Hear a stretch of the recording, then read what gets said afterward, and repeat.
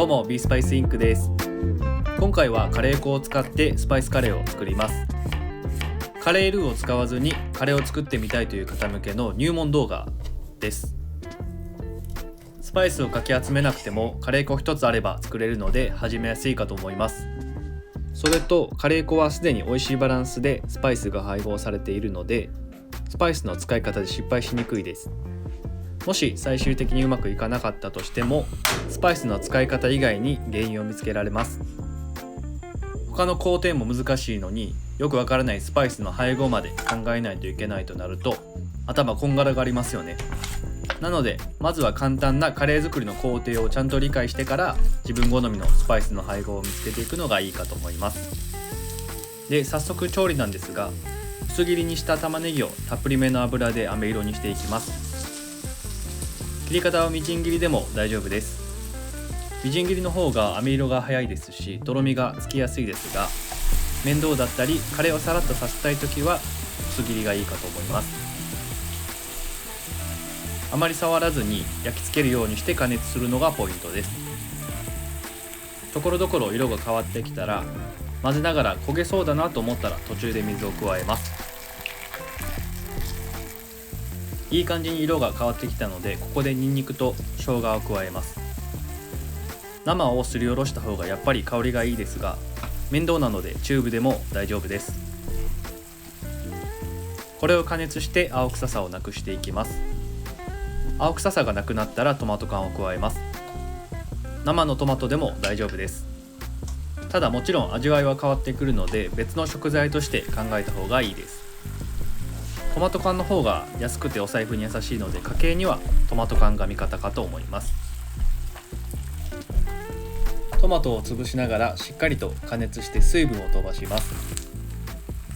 油がにじんでくるまでしっかりと水分を飛ばすことで高温の油に加熱されたトマトの酸味が弱まってくれるので重要なポイントです。一度火を切ってここでカレー粉を加えます。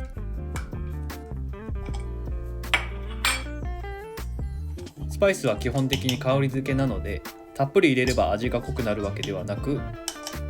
入れすぎても粉っぽくなるので適量が大事です。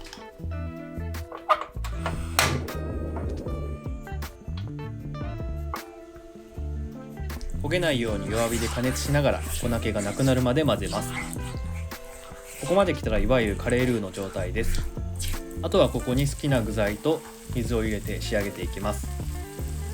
なのでここまでを大量にまとめて作って冷凍しておいたら次回からは手軽にスパイスカレーができちゃいます。スパイスが炒まったら鶏肉を加えます。鶏肉は安いですが美味しい出汁がよく出るのでシンプルなスパイスカレーにはぴったりです。軽く混ぜ炒めたら水を加えて煮込みます。この煮込みも重要で煮込みが不十分だと食材から旨味が出ないのでソースが物足らなくなってしまいます。かといって煮込みすぎてもどんどん硬くなっていくので10分くらいが目安です。しっかりと煮込み終わったらあとは味見をしてみます。ここで物足らなければ塩で調味します。塩は適量入れることで旨味を引き立ててくれるのでしっかりと煮込んで玉ねぎや鶏肉の旨味が溶け出ていればあとは塩だけでしっかりと美味しいカレーができます。カレーができたらご飯に盛り付けて仕上げにパセリとブラックペッパーを振りかけたら完成です。いただきます。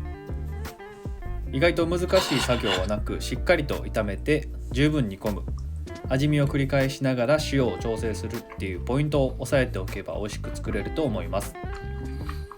その後に自分好みのスパイスの配合を見つけていくと楽しめますしスパイスの沼にどんどんハマっていくことになると思います。